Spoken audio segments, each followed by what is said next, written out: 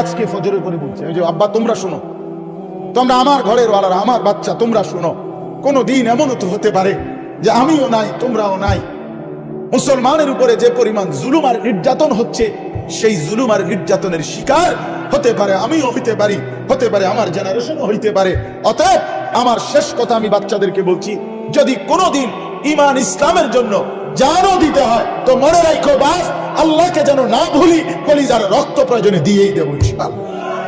ফিলিস্তিন শুধু একার কোনো সমস্যা না, ফিলিস্তিন আমারও বিষয়, ফিলিস্তিন আপনারও বিষয়। ফিলিস্তিন 57টা মুসলিম বিশ্বের 250 কোটি মুসলমান যেখানেই আছে, আফ্রিকার জঙ্গলে হোক, আটলান্টিক মহাসাগরের ওই পারে হোক, পৃথিবীর পূর্ব থেকে পশ্চিম, উত্তর থেকে দক্ষিণ, যেখানেই কালেমাওয়ালা, তাদের প্রত্যেকের জন্য এই কথা শোনানো, বলা, মুখে উচ্চারণ করা যে ফিলিস্তিন আমার। ফিলিস্তিন কার? বাইতুল মুকাদ্দাস আমার, মসজিদে আকসা আমার। এটা বেঈমানের হইতে পারে না, এটা ইহুদিদের হতে পারে না। এটা কানে কানে, জবানে জবানে, মুখে মুখে উচ্চারণ করতে হবে। মনে রাখ, আজকে সকালবেলা ফজর বাদ আমি আমার বাসায় আমার মেয়ে, আমার 12 বছরের ছেলে, আমার বিবি, আমার 7 বছরের ছেলে সাফওয়ান, তারে শুদ্ধা বসাই 1 ঘন্টা যে তোমরা শুনো ফিলিস্তিনের ঘটনা। অতএব প্রত্যেকটা মুসলমানের কাছে আজকে সময়ের দাবি, বাস্তবতার দাবি যে ফিলিস্তিন এই কথা, এটা আমাদের শব্দ, এটা আমাদের হৃদয়ে, আমাদের মুখে, আমাদের আলোচনার মধ্যে এটা উল্লেখ করতে হবে। বলেন ইনশাআল্লাহ। আপনারা প্রত্যেকে দায়িত্ব নেন যে আমি আমার জায়গায় যাকে পাই কমপক্ষে এই কথাটা বলবো যে ভাই ফিলিস্তিন আমার। বলেন কি বলবেন? বলেন ফিলিস্তিন কার? বলেন, আবার বলেন কার? আমার। ফিলিস্তিন আমার। আর এই কোরআন থেকে সান্ত্বনা শুনেন, এই তর্জমাটা শুনেন। আল্লাহ তাআলা বলেন, ওয়া ইদ তাআযানা রাব্বুকা, 9 নম্বর পারা, 7 নম্বর সূরা, সূরা আরাফের 167 নম্বর আয়াত। আল্লাহর ওয়াদা শুনলে দিল খুশি হয়ে যাবে।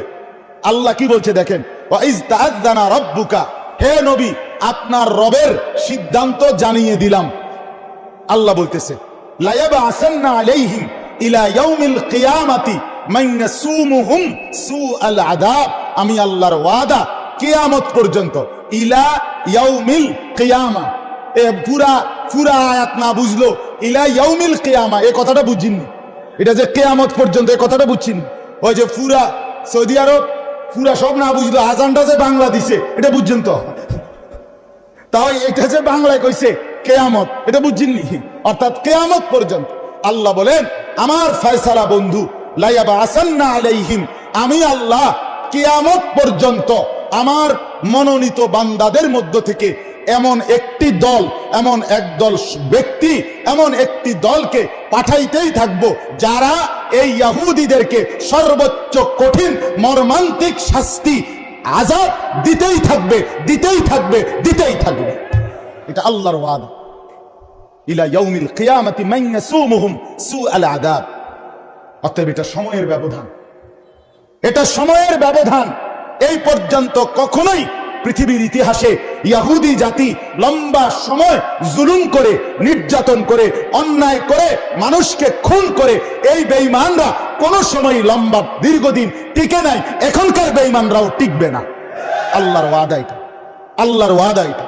75 বছর পরে মাত্র 20 মিনিটের আক্রমণে 7000 মিসাইল দেখে, রকেট দেখে বেঈমান গোটা পৃথিবীর যদি মাথা খারাপ হয়ে যায়, তাইলে যদি 2 ঘন্টা আক্রমণ চলে তাহলে কি হবে ইনশাআল্লাহ?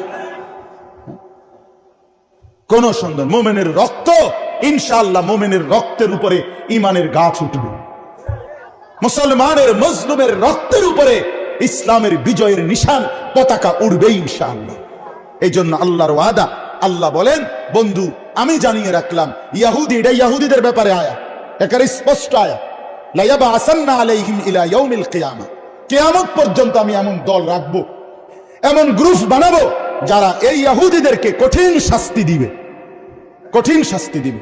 ইন্না রাব্বাকা লাসারিউল ইকাব, নিশ্চয়ই আপনার আল্লাহ ভীষণ দ্রুত শাস্তি গ্রহণকারী, খুব দ্রুত শাস্তি দিবে। এরপরে আল্লাহ বলে বন্ধু মজলুম যারা, তাদেরকে আল্লাহ তাআলা ক্ষমাও করে দিবে, দয়াও করবে। কোন সন্দেহ নেই। এজন্য যারা জান দিচ্ছে, যারা বিপদগ্রস্ত, যারা শহীদ, যারা আহত, যারা নিহত, যে মা চোখের পানি ফেলছে অঝরে, যেই বাচ্চার বুক খালি হয়ে গেছে, যেই বাচ্চা হাসপাতালে, গতকালকেও বেঈমানরা লজ্জা শরম বলতে বিশ্ব বিবেকের কারো কাছে এতটুকু ইনসাফ বোধ, মানবতা, মনুষ্যত্ব মুসলমান ছাড়া যার কোন বেঈমানের মধ্যে নাই, এটার প্রমাণ একেবারে নিরপরাধ হসপিটালের মধ্যে চিকিৎসাধীন মানুষের উপরে বিমান হামলা করে এক হাসপাতালেই গতকালকে ফিলিস্তিনে প্রায় 500 মুসলমানকে শহীদ করে দিয়েছে। কতটা নির্লজ্জ, কতটা বেহায়া, যে এমন জালেমকে আল্লাহ তাআলা শাস্তি দেবেনই দেবেন ইনশাআল্লাহ। বলেন ইনশাআল্লাহ। আল্লাহ তাআলা আমাদেরকে হিম্মত দান করেন। আমি আপনাদের কাছে আল্লাহ তাআলার ওই কথাটাই শুনাই দিলাম। এই আয়াত আমাদের সান্ত্বনা। আল্লাহ বলছে আমি বানাবো, আমি লোক দেব, বান্দা ঘাবড়াইও না, এই বেঈমান করে শায়েস্তা করার মতো লোক আমি আল্লাহ দেবই, উপযুক্ত দেব। 75 বছর 1948 সালে ইসরায়েল তাদের এই অবৈধ এই জারজ রাষ্ট্র 1948 ইংরেজিতে তারা ঘোষণা দিছিল। তারপরে আজকে 2023 পর্যন্ত এই 75 বছর ফিলিস্তিনের মজলুম মুসলমান একদিনও ছাড়ে নাই। ফিলিস্তিনের মুসলমান যুদ্ধ করেই যাচ্ছে, মুসলিম যোদ্ধারা লড়াই করছেই। 75 বছর পরে 20 মিনিটের এই আক্রমণে পুরা ইসরায়েলের সমস্ত রাডার, তাদের সবচেয়ে শক্তিশালী তথ্য প্রযুক্তি, আয়রন ডোম সব বিকল হয়ে গেছে, সব অচল হয়ে গেছে। আর আল্লাহ তাআলা এটা ফায়সালা, মুমিনের বিজয় আল্লাহ দেবেনই দেবেন ইনশাআল্লাহ। অতএব আমি আর লম্বা বাকিটা বলছি না, আপনারা পড়ে নেবেন। 167 নাম্বার আয়াত, আমি শুধু তর্জমা বলছি। অতএব আজকে আপনাদের কাছে অনুরোধ, দিল থেকে, কলিজার ভেতর থেকে মজলুম মুসলমানের জন্য দোয়া করবেন, বলেন ইনশাআল্লাহ। এবং বলবেন কোন সবক, যে ফিলিস্তিন আমার। ফিলিস্তিন কার? আমার। মসজিদ আকসা সেই মসজিদ যেটা আমাদের প্রথম কিবলা, যেটা আমাদের কিবলা। কোরআনে স্পষ্ট এই ফিলিস্তিনের মসজিদের নাম কোরআনে আছে, সুবহানাল্লাযী আসরা বিআবদিহি লাইলাম মিনাল মসজিদিল হারাম ইলাল মসজিদিল আকসা। এটাই মসজিদ আকসা। এখানে আমাদের নবী মেরাজের রাতে ১৬ লাখ আম্বিয়াকে নিয়ে আল্লাহর নবী সেজদা করছেন। যেই মসজিদে সমস্ত নবীদের সেজদা, সেটা বেঈমান নিয়ে নিবে। আমরা 250 কোটি মুসলমান বেঁচে থাকতে আমরা এটা মানি না, আমরা এটা মানি না।